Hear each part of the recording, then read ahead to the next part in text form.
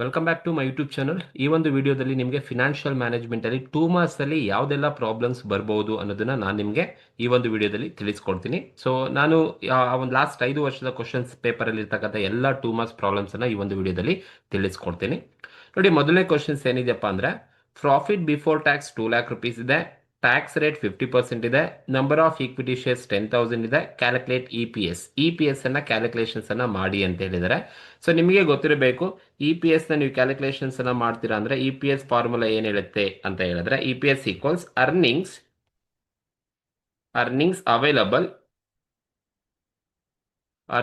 Available to equity share holders,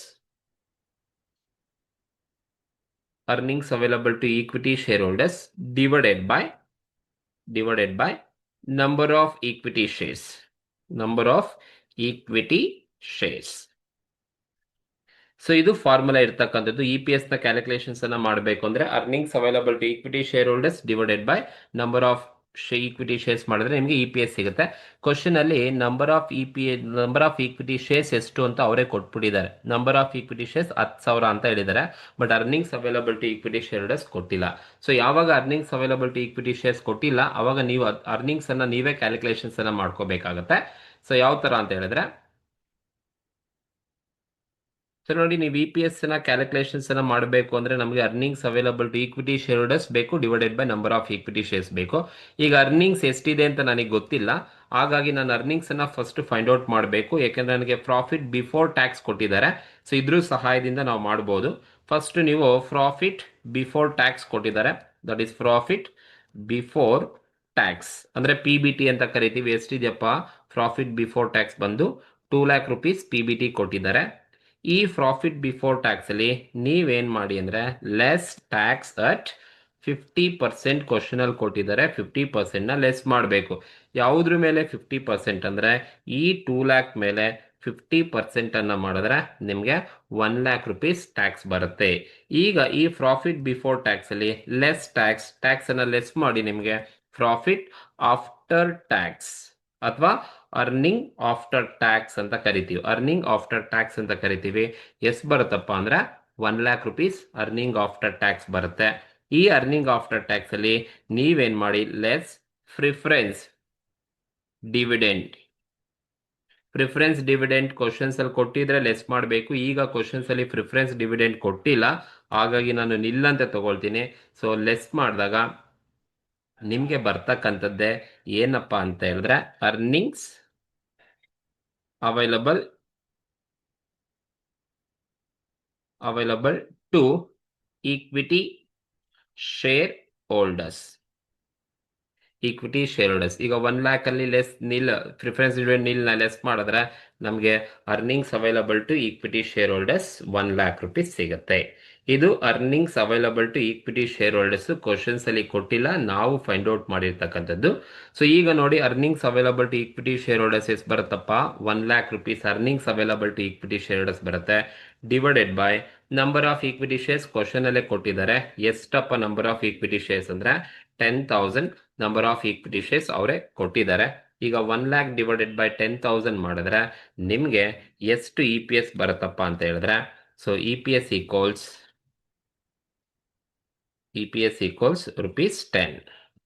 ₹10. ನಮಗೆ E P S 10 rupees ಸಿಗುತ್ತೆ. So 1 lakh divided by 10 ಮಾಡಿದ್ರೆ E P S 10 rupees ಸಿಗುತ್ತೆ. So ಇದು ಒಂದು ಕ್ವಶನ್, ಇದು ಲಾಸ್ಟ್ ಇಯರ್ ಕೇಳಿರೋದು, 2 marks ಮಾತ್ರ ಇರೋದು. Earnings available divided by number of equity shares ಮಾಡಿದ್ರೆ ನಿಮಗೆ ಇ ಪಿ ಎಸ್ ಸಿಗುತ್ತೆ. ಅರ್ನಿಂಗ್ಸ್ ಕೊಟ್ಟಿಲ್ಲ ಅಂದ್ರೆ ನೀವು P B T less tax, P A T less preference, earnings ನಿಮಗೆ ಸಿಗುತ್ತೆ. ಇದು ಒಂದು ಕ್ವಶನ್ಸ್ ನ ನೀವು ಎಕ್ಸ್ಪೆಕ್ಟ್ ಮಾಡಬಹುದು. ಇದು ಒಂದು ಕ್ವಶನ್. ಅಂಡ್ ಎರಡನೇದು ಯಾವ ಕ್ವಶನ್ ಅಪ್ಪ ಅಂತ ಹೇಳಿದ್ರೆ, ದೆನ್ ಎರಡನೇ ಕ್ವಶನ್ ನೋಡಿ, ಇದನ್ನು ಕೂಡ ನೀವು ಎಕ್ಸಾಮ್ ಅಲ್ಲಿ ಕೇಳಬಹುದು. ಏನೇನ್ ಕೊಟ್ಟಿದಾರಪ್ಪ ಅಂದ್ರೆ ನೋಡಿ, ಅರ್ನಿಂಗ್ ಆಫ್ಟರ್ ಟ್ಯಾಕ್ಸ್ ಕೊಟ್ಟಿದ್ದಾರೆ 12,30,000 ಅರ್ನಿಂಗ್ ಆಫ್ಟರ್ ಟ್ಯಾಕ್ಸ್ ಇದೆ. ಇನ್ಕಮ್ ಟ್ಯಾಕ್ಸ್ ರೇಟ್ 38.5 ಇದೆ. ಇಂಟ್ರೆಸ್ಟ್ 4 lakh ಇದೆ. Find out E B I T find out ಮಾಡಿ ಅಂತ ಕ್ವಶನ್ಸ್ ಅಲ್ಲಿ ಹೇಳಿದ್ದಾರೆ. ಸೊ ಇದನ್ನ ಕರೆಕ್ಟ್ ಆಗಿ ನೋಡ್ಕೋಬೇಕು. ಏನ್ ಕ್ಯಾಲ್ಕುಲೇಷನ್ಸ್ ಮಾಡಕ್ ಹೇಳಿದಾರಪ್ಪ ಅಂದ್ರೆ ಇ ಬಿ ಐ ಟಿ ನ calculation. Usually E B I T ನ ಹೇಗೆ ಕ್ಯಾಲ್ಕುಲೇಟ್ ಮಾಡ್ತೀರಾ ಅಂದ್ರೆ sales less variable cost, contribution less fixed cost, E B I T ಬರುತ್ತೆ. ಬಟ್ ಇಲ್ಲಿ ನಿಮಗೆ ಕ್ವಶನ್ ಅಲ್ಲಿ ಸೇಲ್ಸು ಇಲ್ಲ, ವೇರಿಯಬಲ್ ಇಲ್ಲ, ಕಾಂಟ್ರಿಬ್ಯೂಷನ್ ಇಲ್ಲ, ಫಿಕ್ಸ್ಡ್ ಕಾಸ್ಟ್ ಇಲ್ಲ. ಬಟ್ ನಿಮಗೆ ಕೊಟ್ಟಿರೋದು ಅರ್ನಿಂಗ್ ಆಫ್ಟರ್ ಟ್ಯಾಕ್ಸ್ ಕೊಟ್ಟಿದ್ದಾನೆ, ಇನ್ಕಮ್ ಟ್ಯಾಕ್ಸ್ ಕೊಟ್ಟಿದ್ದಾನೆ, ಇಂಟ್ರೆಸ್ಟ್ ಕೊಟ್ಟಿದ್ದಾನೆ. ಇದನ್ನ ಕೊಟ್ಬಿಟ್ಟು ನಿಮಗೆ EBIT ಕ್ಯಾಲ್ಕುಲೇಷನ್ಸ್ ಅನ್ನ ಮಾಡಿ ಅಂತ ಹೇಳಿದ್ದಾನೆ. ಸೊ ನೋಡಿ, ಅರ್ನಿಂಗ್ ಆಫ್ಟರ್ ಟ್ಯಾಕ್ಸ್ ಕೊಟ್ಟು ನಿಮಗೆ EBIT ಕ್ಯಾಲ್ಕುಲೇಷನ್ಸ್ ಅನ್ನ ಮಾಡಿ ಅಂತ ಹೇಳಿದ್ರೆ ಹೇಗ್ ಮಾಡ್ಬೇಕಪ್ಪ ಅಂದ್ರೆ ಈಗ ಹೇಳ್ಕೊಡ್ತೀನಿ ನೋಡಿ. ಫಸ್ಟ್ ಅರ್ನಿಂಗ್ ಆಫ್ಟರ್ ಟ್ಯಾಕ್ಸ್ ಕೊಟ್ಟಿದ್ದಾರೆ, EAT ಅರ್ನಿಂಗ್ ಆಫ್ಟರ್ ಟ್ಯಾಕ್ಸ್ ಎಷ್ಟು ಕೊಟ್ಟಿದ್ದಾರೆ? 12,30,000 ಅರ್ನಿಂಗ್ ಆಫ್ಟರ್ ಟ್ಯಾಕ್ಸ್ ಕೊಟ್ಟಿದ್ದಾರೆ. ಹಾಗೆ ಇರಲಿ. ಈ ಅರ್ನಿಂಗ್ ಆಫ್ಟರ್ ಟ್ಯಾಕ್ಸ್ಗೆ ನೀವು ಏನ್ ಆಡ್ ಮಾಡ್ಬೇಕಪ್ಪ ಅಂದ್ರೆ, ಸೊ ಈ EAT ಕೊಟ್ಟು ನಿಮ್ಗೆ EBIT ಕ್ಯಾಲ್ಕುಲೇಷನ್ಸ್ ಅನ್ನ ಮಾಡ್ಲಿಕ್ಕೆ ಹೇಳಿದ್ದಾರೆ ಅಂತ ಹೇಳಿದ್ರೆ ನೀವು ಎಲ್ಲ ಆಡ್ ಮಾಡಬೇಕು, ಯಾವುದನ್ನು ಕೂಡ ಲೆಸ್ ಮಾಡ್ಲಿಕ್ಕೆ ಹೋಗ್ಬೇಡಿ. EAT ಗೆ ಏನ್ ಮಾಡಿ ಅಂದ್ರೆ ಆಡ್ ಏನನ್ನ ಆಡ್ ಮಾಡಬೇಕು ಅಂದ್ರೆ ಟ್ಯಾಕ್ಸ್ ಅನ್ನ ಆಡ್ ಮಾಡಬೇಕು. ಎಷ್ಟು ಪರ್ಸೆಂಟು? 38% ಕೊಟ್ಟಿದ್ದಾರೆ. 38.5% ಅನ್ನ ಆಡ್ ಮಾಡಬೇಕು.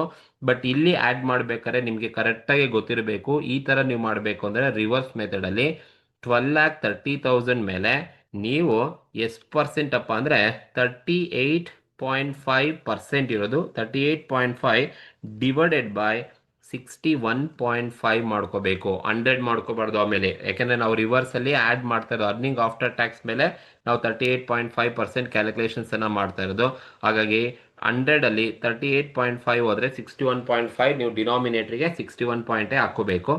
ಈಗ ನೋಡಿ 1,20,000 that is 12,30,000 into 38.5 divided by 61.5 ಮಾಡಿದ್ರೆ ನಿಮಗೆ ಎಷ್ಟು ಬರುತ್ತಪ್ಪ ಅಂತ ಹೇಳಿದ್ರೆ 7,70,000 ನಿಮಗೆ ಟ್ಯಾಕ್ಸ್ ಸಿಗುತ್ತೆ.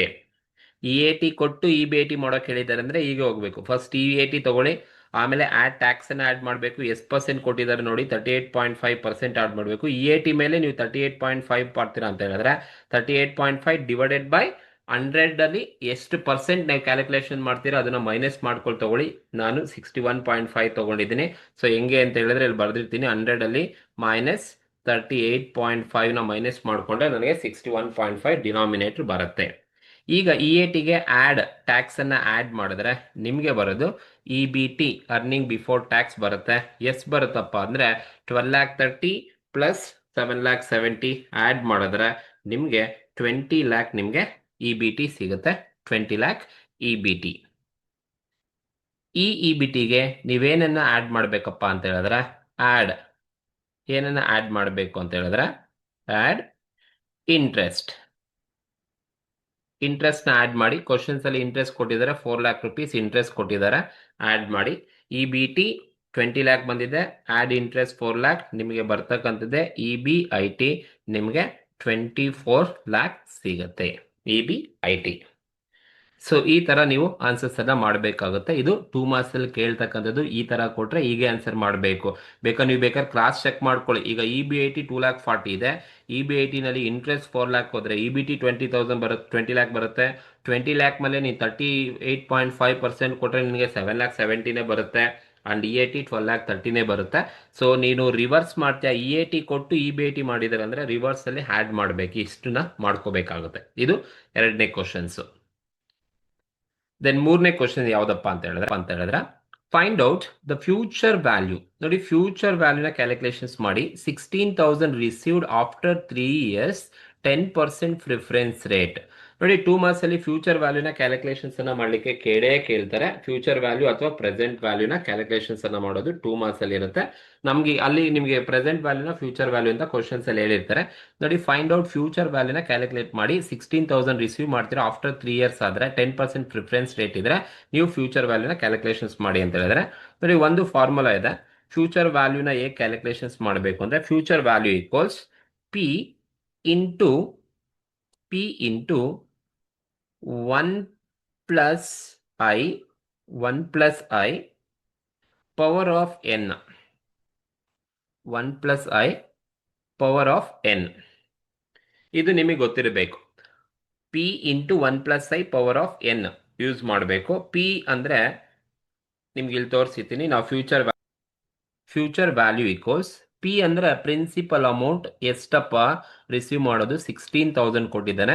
ಸೊ ಹಾಗಾಗಿ ಪ್ರಿನ್ಸಿಪಲ್ ಅಮೌಂಟ್ ಬಂದು ಅಲ್ಲಿ ಎಷ್ಟು ಕೊಟ್ಟಿರ್ತಾರೆ ಅಷ್ಟು ತಗೊಳ್ಳಿ, 16,000 ಇಂಟು 1 ಹಾಗೆ ಕಾನ್ಸ್ಟೆಂಟ್ ಇಲ್ಲಿ 1 plus I ಅಂದ್ರೆ ಇಂಟ್ರೆಸ್ಟ್ ರೇಟ್ ಅಥವಾ ಪ್ರಿಫರೆನ್ಸ್ ರೇಟ್ ಅಂತ ಕರಿತೀವಿ. ಇಲ್ಲಿ ಐ ಕೊಟ್ಟಿದ್ದಾರೆ, ಇಂಟ್ರೆಸ್ಟ್ ರೇಟ್ ಅಥವಾ ಪ್ರಿಫರೆನ್ಸ್ 10% ಕೊಟ್ಟಿದ್ದಾರೆ.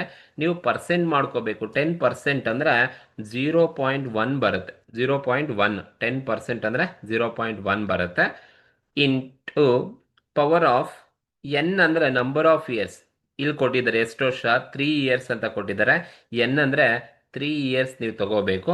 Number of year is 3. ಈಗ ನೀವು ಸಿಂಪ್ಲಿಫೈ ಮಾಡಬೇಕು ನೋಡಿ.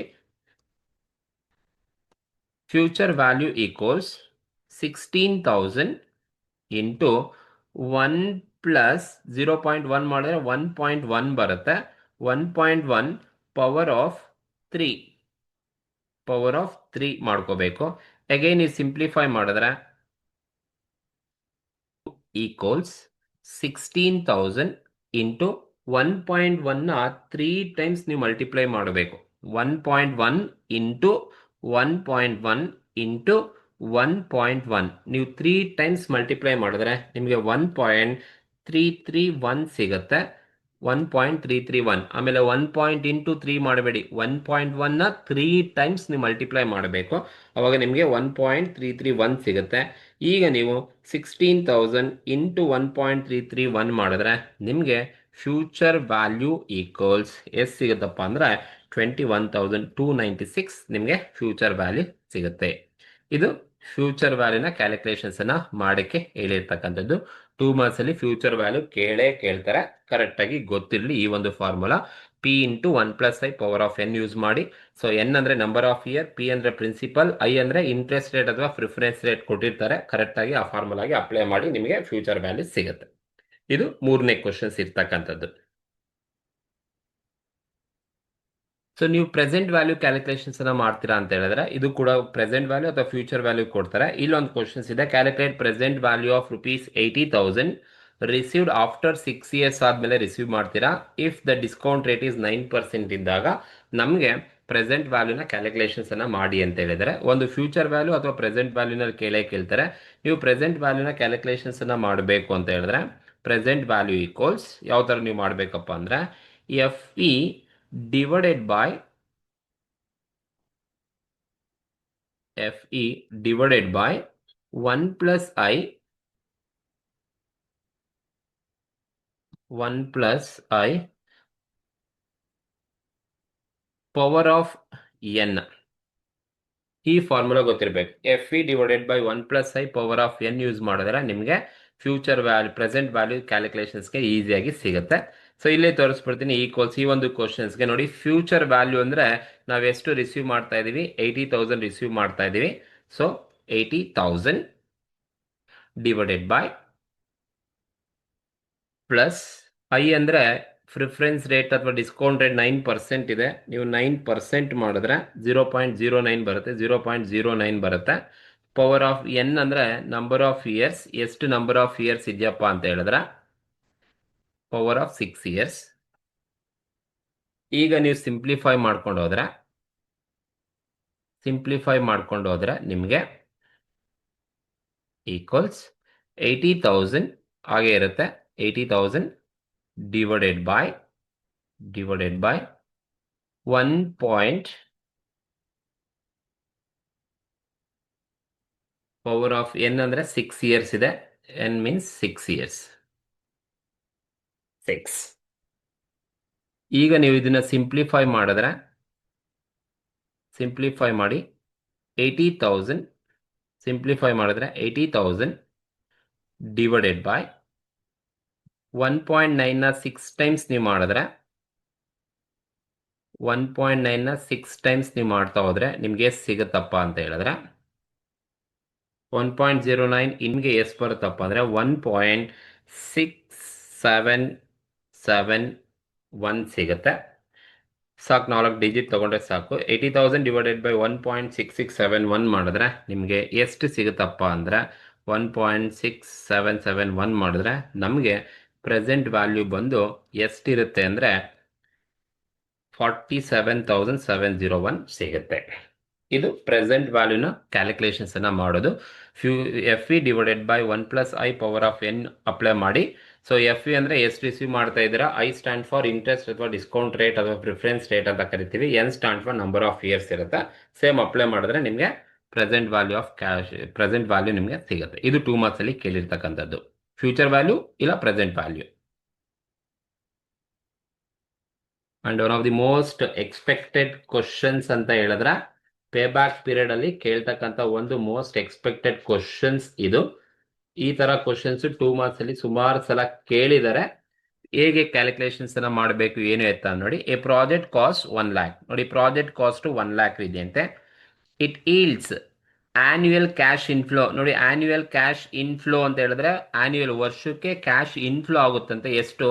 20,000 ಬರುತ್ತಂತೆ ಫಾರ್ 8 years. ಅಂದ್ರೆ 8 ವರ್ಷನೂ ಕೂಡ 20,000 20,000 20,000 20,000 20,000 ಈ ತರ 8 ವರ್ಷ ಬರುತ್ತಂತೆ.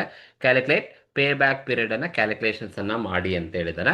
ನೋಡಿ, ಕ್ಯಾಶ್ ಇನ್ಫ್ಲೋ 8 ವರ್ಷನೂ ಕೂಡ ನಿಮಗೆ ಒಂದೇ ಕ್ಯಾಶ್ ಇನ್ಫ್ಲೋ ಬರುತ್ತೆ ಅಂತ ಹೇಳಿದ್ರೆ ನೀವು ಪೇ ಬ್ಯಾಕ್ ಪೀರಿಯಡ್ ಅನ್ನ ಕ್ಯಾಲ್ಕುಲೇಷನ್ಸ್ ಅನ್ನ ಮಾಡೋಕೆ ಹೇಳಿದ್ದಾರೆ. ಅಂದ್ರೆ pay back period equal, simple ಆಗಿ ಫಾರ್ಮುಲಾ ಹಾಕೊಳ್ಳಿ, original investment divided by original investment divided by annual cash inflow divided by original investment divided by annual cash inflow ಮಾಡಿದ್ರೆ ನಿಮಗೆ ಪೇ ಬ್ಯಾಕ್ ಪೀರಿಯಡ್ ಸಿಗುತ್ತೆ. ಈಗ ನಾನು ಜಸ್ಟ್ ಈ ಫಾರ್ಮ್ಯಾಟ್ಗೆ ಈ ಫಾರ್ಮುಲಾಗೆ ಅಪ್ಲೈ ಮಾಡ್ತೀನಿ ಅಷ್ಟೇ. ಒರಿಜಿನಲ್ ಇನ್ವೆಸ್ಟ್ಮೆಂಟ್ ಅವರೇ ಕೊಟ್ಟಿದ್ದಾರೆ, ಎಷ್ಟಪ್ಪ? 1 lakh rupees ಒರಿಜಿನಲ್ ಇನ್ವೆಸ್ಟ್ಮೆಂಟ್ ಇದೆ, divided by annual cash inflow ಅಂದ್ರೆ ವರ್ಷಕ್ಕೆ ಎಷ್ಟು ಕ್ಯಾಶ್ ಇನ್ಫ್ಲೋ ಬರ್ತಾ ಇದೆ ಅಂತ ಅವ್ರ ಕ್ವಶನ್ ಅಲ್ಲಿ ಹೇಳಿದ್ದಾರೆ. ಆನ್ಯುಯಲ್ ಕ್ಯಾಶ್ ಇನ್ಫ್ಲೋ ಅವ್ರು ಹೇಳಿದ್ರು ನೋಡಿ, ಆನ್ಯುಯಲ್ ಕ್ಯಾಶ್ ಇನ್ಫ್ಲೋ ಎಷ್ಟು ಬರ್ತಾ ಇದೆ ಅಂತೆ? 20,000 rupees ಬರ್ತಾ ಇದೆ ಅಂತ ಹೇಳಿದ್ದಾರೆ. ಸೊ ಆನ್ಯುಯಲ್ ಕ್ಯಾಶ್ ಇನ್ಫ್ಲೋ 20,000 ಇದೆ, 20,000 ಬರ್ತಾ ಇದೆಯಂತೆ. ಸೊ ಈಗ ಅಪ್ಲೈ ಮಾಡಿ 1 lakh rupees divided by 20,000 annual cash inflow ಮಾಡಿದ್ರೆ ನಿಮಗೆ ಪೇ ಬ್ಯಾಕ್ ಪೀರಿಯಡ್ ಬಂದು ಎಷ್ಟು ಸಿಗುತ್ತಪ್ಪ ಅಂತ ಹೇಳಿದ್ರೆ, ಪೇ ಬ್ಯಾಕ್ ಪೀರಿಯಡ್ ಬಂದು ಎಷ್ಟು ಸಿಗುತ್ತೆ ಅಂದ್ರೆ ಡಿವೈಡ್ ಮಾಡಿದ್ರೆ ನಿಮಗೆ 5 years ಸಿಗುತ್ತೆ. ಇದು ಆನ್ಯುಯಲ್ ಕ್ಯಾಶ್ ಇನ್ಫ್ಲೋ 20,000 ಇದ್ದಾಗ 8 ವರ್ಷನೂ ಬರುತ್ತಂತೆ. ನೀವು ಸಿಂಪಲ್ ಆಗಿ original investment divided by annual cash inflow ಮಾಡಿ. ಒರಿಜಿನಲ್ ಇನ್ವೆಸ್ಟ್ಮೆಂಟ್ ಅವರೇ ಕೊಟ್ಟಿದ್ದಾರೆ, ಆನ್ಯುಯಲ್ ಕ್ಯಾಶ್ ಇನ್ಫ್ಲೋ ಹೇಳಿರ್ತಾರೆ ಎಷ್ಟು ಬರ್ತಾ ಇರೋದು, 8 ವರ್ಷನೂ ಬರ್ತಾ ಇದೆ ಅಂತ ಅದರ ಅರ್ಥ. ಸೊ ನನಗೆ ವರ್ಷಕ್ಕೆ 20,000 ರೂಪಾಯಿ ಅಂದ್ರೆ 8 ವರ್ಷ 20 20 20 20 ಬರ್ತಾನೆ ಇರುತ್ತೆ. ಹಾಗಾಗಿ ಡಿವೈಡೆಡ್ ಬೈ 20 ಮಾಡ್ಕೊಳ್ಳಿ. So 1 lakh into 20,000 back period, ಅದು 1 ಲಕ್ಷ ಒಂದೇ ಸಲ ಬರುತ್ತೆ. ಈ ತರನು ಕ್ವಶನ್ಸ್ ಅನ್ನ ಕೇಳ್ಬೋದು 2 ಮಾರ್ಕ್ಸ್ ಅಲ್ಲಿ. ಅಂಡ್ ಈ ತರನು ಒಂದು ಕ್ವಶನ್ಸ್ ಅನ್ನ ಕೇಳಿದ್ದಾರೆ, ಇದು ಕೂಡ ಪೇ ಬ್ಯಾಕ್ ಪೀರಿಯಡ್ ಇರೋದು. Original cost of investment 50,000, annual cash inflow after tax ಕೊಟ್ಬಿಟ್ಟಿದ್ದಾರೆ ಅಷ್ಟೇ. ಇಲ್ಲಿ ಆಫ್ಟರ್ ಟ್ಯಾಕ್ಸ್ ಕೊಟ್ಟಿದ್ದಾರೆ. ಆನ್ಯುಯಲ್ ಡಿಪ್ರಿಸಿಯೇಷನ್ 4,000 ಇದೆ. ಕ್ಯಾಲ್ಕುಲೇಟ್ ಪೇ ಬ್ಯಾಕ್ ಪೀರಿಯಡ್ ಅಂತ ಹೇಳಿದ್ದಾರೆ. ಸಿಂಪಲ್ ಆಗಿ ನೀವು ಮಾಡಿ, ಪೇ ಬ್ಯಾಕ್ ಪೀರಿಯಡ್ ಈಕ್ವಲ್ಸ್ ಈಗ ಏನು ಫಾರ್ಮುಲಾ ಹೇಳಿದೆ ಸೊ ಅದೇ formula, pay back period equals original investment divided by annual cash inflow ಮಾಡಿದ್ರೆ ನಿಮಗೆ divided by annual cash inflow, annual cash inflow ಮಾಡಿದ್ರೆ ನಿಮಗೆ ಪೇ ಬ್ಯಾಕ್ ಪೀರಿಯಡ್ ಸಿಗುತ್ತೆ. ಸೊ ಈಗ ನಾನು ಪೇ ಬ್ಯಾಕ್ ಪೀರಿಯಡ್ ಅನ್ನ ಮಾಡಬೇಕು ಅಂತ ಹೇಳಿದ್ರೆ pay back period equals original investment ಎಷ್ಟಿದೆ ನನ್ನ ಹತ್ರ? 50,000 ಒರಿಜಿನಲ್ ಇನ್ವೆಸ್ಟ್ಮೆಂಟ್ ಇದೆ, divided by annual cash inflow ಎಷ್ಟಿದೆಯಂತೆ? ಆಫ್ಟರ್ ಟ್ಯಾಕ್ಸ್ 6,000 ಇದೆಯಂತೆ. ಬಟ್ ನಾನು ಆಫ್ಟರ್ ಟ್ಯಾಕ್ಸ್ ತಗೋಬಾರ್ದು, ತಗೋಬೇಕಾದ್ರೆ ಬಿಫೋರ್ ಡಿಪ್ರಿಸಿಯೇಷನ್ ಆಫ್ಟರ್ ಟ್ಯಾಕ್ಸ್ ತಗೋಬೇಕು. ಬಟ್ ನಿಮಗೆ ಇಲ್ಲಿ ಆಫ್ಟರ್ ಟ್ಯಾಕ್ಸ್ ಕೊಟ್ಟಿದ್ದಾರೆ. ಆಫ್ಟರ್ ಟ್ಯಾಕ್ಸ್ ಅಂದ್ರೆ ಆಫ್ಟರ್ ಡಿಪ್ರಿಸಿಯೇಷನ್ ಆಫ್ಟರ್ ಟ್ಯಾಕ್ಸ್ ಇದೆ ಅಂತ ಅರ್ಥ. ಬಟ್ ನಮಗೆ ಪೇ ಬ್ಯಾಕ್ ಪೀರಿಯಡ್ ಮಾಡಬೇಕಾದ್ರೆ ಬಿಫೋರ್ ಡಿಪ್ರಿಸಿಯೇಷನ್ ಆಫ್ಟರ್ ಟ್ಯಾಕ್ಸ್ ತಗೋಬೇಕು. ಹಾಗಾಗಿ ಯಾವಾಗ ಈ ತರ ಕೊಟ್ಟಿರ್ತಾರೆ ನೀವೇನ್ ಮಾಡಿ ಅಂದ್ರೆ ಆಫ್ಟರ್ ಟ್ಯಾಕ್ಸ್ 6,000 ಪ್ಲಸ್ ಡಿಪ್ರಿಸಿಯೇಷನ್ 4,000 ಎರಡು ಆ್ಯಡ್ ಮಾಡ್ಕೊಳ್ಳಿ. ಅವಾಗ ನಿಮಗೆ 10,000 ಸಿಗುತ್ತೆ. ನೋಡಿ, ಮೇಲೆ ಪ್ರಾಬ್ಲಮ್ಗೂ ಇದಕ್ಕೂ ಇದೇ ಡಿಫ್ರೆನ್ಸ್ ಇರೋದು. ಅಲ್ಲಿ ಡೈರೆಕ್ಟ್ ಆಗಿ ಹೇಳಿದ್ರು, ಸೊ ಹಾಗಾಗಿ ನಾನು ಡೈರೆಕ್ಟ್ ಆಗಿ ಮಾಡಿದೆ. ಇಲ್ಲಿ ಆಫ್ಟರ್ ಟ್ಯಾಕ್ಸ್ ಕ್ಯಾಶ್ ಇನ್ಫ್ಲೋ ಕೊಟ್ಟಿದ್ದಾನೆ, ಅದ್ರ ಜೊತೆಗೆ ಡಿಪ್ರಿಸಿಯೇಷನ್ ಕೊಟ್ಟಿದ್ದಾರೆ ಅಂದ್ರೆ ನಿಮ್ಗೆ ಗೊತ್ತಾಗಬೇಕು ಆ ಡಿಪ್ರಿಸಿಯೇಷನ್ ನೀವು ಆ್ಯಡ್ ಮಾಡಿಕೊಂಡು ಡಿವೈಡ್ ಮಾಡಬೇಕು. ಈಗ original investment 50,000, annual cash inflow before depreciation after tax 10,000 ಸಿಕ್ತು. ಅಪ್ಲೈ ಮಾಡಿದ್ರೆ ಪೇ ಬ್ಯಾಕ್ ಪೀರಿಯಡ್ ಈಕ್ವಲ್ಸ್ ಎಷ್ಟು ವರ್ಷ ಬರುತ್ತಪ್ಪ? 5 years ಸಿಗುತ್ತೆ. 5 years ಪೇ ಬ್ಯಾಕ್ ಪೀರಿಯಡ್. ಇದು ಕೂಡ ಒಂದು ಕ್ವಶನ್ 2 ಮಾರ್ಕ್ಸ್ ಅಲ್ಲಿ ಕೇಳಬಹುದು. ಕ್ವಶನ್ ಏನಿದೆ ಅಂತ ಹೇಳಿದ್ರೆ ನೋಡಿ, ಇನ್ವೆಸ್ಟ್ಮೆಂಟ್ 20,000 ಕೊಟ್ಟಿದ್ದಾರೆ, ಸಾಲ್ವೇಜ್ ವ್ಯಾಲ್ಯೂ 15% ಇದೆ, additional working capital 2,000, calculate average investment ಅಂತ ಕ್ವಶನ್ಸ್ ಇರೋದು. ನೋಡಿ, ಅವರೇಜ್ ಇನ್ವೆಸ್ಟ್ಮೆಂಟ್ ಅನ್ನ ಕ್ಯಾಲ್ಕುಲೇಷನ್ಸ್ ಅನ್ನ ಮಾಡ್ತಾ ಇದ್ದೀರಾ when additional working capital question ಅಲ್ಲಿ ಕೊಟ್ಟಿದ್ದಾರೆ ಅಂತ ಹೇಳಿದ್ರೆ ಸೊ ನೀವು ಈ ಫಾರ್ಮುಲಾನೇ ಯೂಸ್ ಮಾಡಬೇಕು. ಇದೇ ತರನೇ ಇರುತ್ತೆ ಅವರೇಜ್ ಇನ್ವೆಸ್ಟ್ಮೆಂಟ್ ಅನ್ನ ಕ್ಯಾಲ್ಕುಲೇಷನ್ಸ್ ಅನ್ನ ಮಾಡ್ಲಿಕ್ಕೆ. ವರ್ಕಿಂಗ್ ಕ್ಯಾಪಿಟಲ್ ಕೊಟ್ಟಿದ್ದಾರೆ ಅಂತ ಹೇಳಿದ್ರೆ ನೀವು ಈ ಫಾರ್ಮುಲಾನ ಅಪ್ಲೈ ಮಾಡಬೇಕಾಗುತ್ತೆ. ನೋಡಿ, average investment equals original investment minus salvage value divided by 2. ಇಷ್ಟಕ್ಕೆ ಮಾತ್ರ ಡಿವೈಡೆಡ್ ಬೈ ಹಾಕೋಬೇಕು, plus salvage value plus working capital ನ ನೀವು ಸಪರೇಟ್ ಆಗಿ ತಗೋಬೇಕಾಗುತ್ತೆ. ಸೊ ನೋಡಿ, ಈಗ ನೀವು ಆನ್ಸರ್ಸ್ ಅನ್ನ ಮಾಡಬೇಕು ಅಂದ್ರೆ ನಮ್ಗೆ ಅವರೇಜ್ ಇನ್ವೆಸ್ಟ್ಮೆಂಟ್ ಅನ್ನ ಕ್ಯಾಲ್ಕುಲೇಷನ್ಸ್ ಅನ್ನ ಮಾಡೋಕೆ ಹೇಳಿದ್ದಾರೆ. So average investment equals original investment ಗೊತ್ತು ಎಷ್ಟು, 20,000 ಒರಿಜಿನಲ್ ಇನ್ವೆಸ್ಟ್ಮೆಂಟ್ ಇದೆ, ಮೈನಸ್ ಸಾಲ್ವೇಜ್ ವ್ಯಾಲ್ಯೂ ಎಷ್ಟಿದೆ, ಸಾಲ್ವೇಜ್ ವ್ಯಾಲ್ಯೂ 15% ಅಂತ ಕೊಟ್ಟಿದ್ದಾರೆ. ನೋಡಿ, 15% ಅಂದ್ರೆ ಯಾವ್ದ್ರ ಮೇಲೆ ಅಂದ್ರೆ ಇನ್ವೆಸ್ಟ್ಮೆಂಟ್ ಮೇಲೆ 15%. ಸೊ ನಾನು ಇಲ್ಲಿ ಕ್ಯಾಲ್ಕುಲೇಟ್ ಮಾಡಿರ್ತೀನಿ. ಸೊ ಸಾಲ್ವೇಜ್ ವ್ಯಾಲ್ಯೂ 15% ಅಂತ ಹೇಳಿದ್ರೆ ಯಾವ್ದ್ರ ಮೇಲೆ ಅಂದ್ರೆ ಒರಿಜಿನಲ್ ಇನ್ವೆಸ್ಟ್ಮೆಂಟ್ 20,000 ಮೇಲೆ ಇಂಟು 15% ಅಂತ ಹೇಳಿದ್ರೆ 15/100 ಮಾಡಿದ್ರೆ ಸೊ ನಮ್ಗೆ ಎಷ್ಟು ಬರುತ್ತಪ್ಪ ಅಂತ ಹೇಳಿದ್ರೆ 3,000 ಬರುತ್ತೆ. ಸೊ ಸಾಲ್ವೇಜ್ ವ್ಯಾಲ್ಯೂ 3,000 ನಮ್ಗೆ ಸಿಕ್ತು. ಸೊ ಅಲ್ಲಿ ಪರ್ಸೆಂಟೇಜ್ ಕೊಟ್ರಿಂದ ನೀವು ಒರಿಜಿನಲ್ ಇನ್ವೆಸ್ಟ್ಮೆಂಟ್ ಮೇಲೆ ನೀವೇ ಕ್ಯಾಲ್ಕುಲೇಷನ್ಸ್ ಅನ್ನ ಮಾಡ್ಕೊಳ್ಳಿ. ಸೊ ಹಾಗಾಗಿ so average investment equals 20,000 original investment minus salvage value 3,000 divided by average investment ಅಂತ ಹೇಳಿದಾಗ ಡಿವೈಡೆಡ್ ಬೈ 2 ಮಾತ್ರನೇ ತಗೋಬೇಕು. ಕೆಲವರು ಇಲ್ಲಿ ನಂಬರ್ ಆಫ್ ಇಯರ್ಸ್ ನ ತಗೊಂಡ್ಬಿಡ್ತೀರಾ. ಸೊ ಅದು ರಾಂಗ್. ನಂಬರ್ ಆಫ್ ಇಯರ್ಸ್ ತಗೋಬಾರ್ದು, ಓನ್ಲಿ ಡಿವೈಡೆಡ್ ಬೈ 2 ತಗೋಬೇಕು. ಸೊ ಇಷ್ಟಕ್ಕೆ ಮಾತ್ರ ಡಿವೈಡೆಡ್ ಬೈ ಮಾಡ್ಬೇಕು ನೀವು. ನೆಕ್ಸ್ಟ್ ಇದಾದ್ಮೇಲೆ ನೀವೇನ್ ಮಾಡಿದ್ರೆ ಪ್ಲಸ್ ಸಾಲ್ವೇಜ್ ವ್ಯಾಲ್ಯೂ ಬ್ರಾಕೆಟ್ ಅಲ್ಲಿ ಏನಿದೆ, salvage value plus working capital ಇದೆ. ಸಾಲ್ವೇಜ್ ವ್ಯಾಲ್ಯೂ ಅಂದ್ರೆ 3,000 ಪ್ಲಸ್ ಅಡಿಷನಲ್ ವರ್ಕಿಂಗ್ ಕ್ಯಾಪಿಟಲ್ 2,000 ಇದೆ. ಅಡಿಷನಲ್ ವರ್ಕಿಂಗ್ ಕ್ಯಾಪಿಟಲ್ 2,000 ನ ತಗೋಬೇಕು. ಕರೆಕ್ಟ್ ಆಗಿ ನೋಡ್ಕೊಳ್ಳಿ ಯಾವ ತರ ಸ್ಟೆಪ್ ಬೈ ಸ್ಟೆಪ್ ನೀವು ಆನ್ಸರ್ ಮಾಡಬೇಕು ಅಂದ್ರೆ. Next average investment equals 20,000 minus 3,000 ಮಾಡಿದ್ರೆ ನಮ್ಗೆ ಎಷ್ಟು ಬರುತ್ತಪ್ಪ, 17,000 ಬರುತ್ತೆ. 20,000 ಮೈನಸ್ 3,000 17,000 ಸಿಗುತ್ತೆ. So 17,000 divided by 2, 17,000 divided by 2. So ಇದೀಗ ಸಪರೇಟ್ ಆಗಿ ಇರಬೇಕು. 17,000 ಡಿವೈಡೆಡ್ ಬೈ 2 ಪ್ಲಸ್ 3,000 ಪ್ಲಸ್ 2,000 ಎರಡು ಆಡ್ ಮಾಡಿದ್ರೆ 5,000 ಸಿಗುತ್ತೆ. 3,000 ಪ್ಲಸ್ 2,000 ಎರಡು ಆಡ್ ಮಾಡ್ಕೊಳ್ಳಿ, 5,000 ಸಿಗುತ್ತೆ.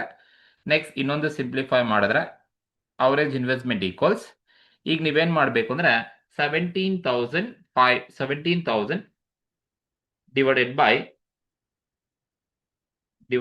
2 ಮಾಡಿದ್ರೆ ನಮಗೆ 8,500 ಸಿಗುತ್ತೆ. ನೀವು ಪೂರಾ ಡಿವೈಡ್ ಮಾಡ್ಲಿಕ್ಕೆ ಹೋಗ್ಬೇಡಿ, ಈ ತರನೇ ಮಾಡಬೇಕು. 17,000 ಡಿವೈಡೆಡ್ ಬೈ 2 ಮಾಡಿದ್ರೆ ನಿಮಗೆ 8,500 ಸಿಗುತ್ತೆ. ಪ್ಲಸ್ 5,000 ಹಾಗೆ ಇರುತ್ತೆ, 5,000 ಹಾಗೆ ತಗೊಳ್ಳಿ. 8,500 ಪ್ಲಸ್ 5,000 ಎರಡು ಆಡ್ ಮಾಡಿದ್ರೆ ನಮಗೆ ಸೊ ಅವರೇಜ್ ಇನ್ವೆಸ್ಟ್ಮೆಂಟ್ ಬಂದು ಎಷ್ಟು ಸಿಗುತ್ತಪ್ಪ ಅಂದ್ರೆ 13,500 ನಮಗೆ ಅವರೇಜ್ ಇನ್ವೆಸ್ಟ್ಮೆಂಟ್ ಸಿಗುತ್ತೆ. ಸೊ ಈ ತರ ನೀವು ಅವರೇಜ್ ಇನ್ವೆಸ್ಟ್ಮೆಂಟ್ ಅನ್ನ ಕ್ಯಾಲ್ಕುಲೇಷನ್ಸ್ ಅನ್ನ ಮಾಡಬೇಕು. ಸೊ ಯಾವಾಗ ಪೆನ್ ಅಡಿಷನಲ್ ವರ್ಕಿಂಗ್ ಕ್ಯಾಪಿಟಲ್ ಕೊಟ್ಟಿದ್ರೆ ಇದೇ ಫಾರ್ಮುಲಾ ಯೂಸ್ ಮಾಡಬೇಕು ಕ್ವಶನ್ ಅಲ್ಲಿ.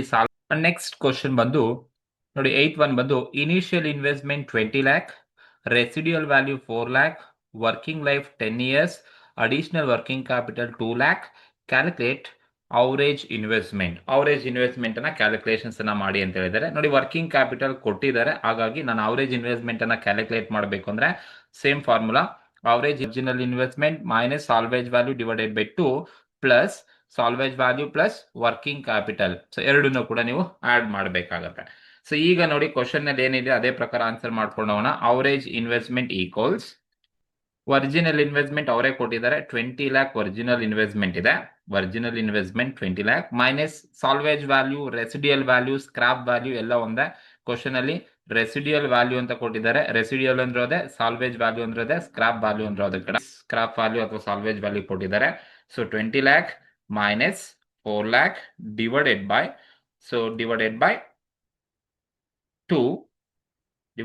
2 plus salvage value 4,000, salvage value 4 lakh,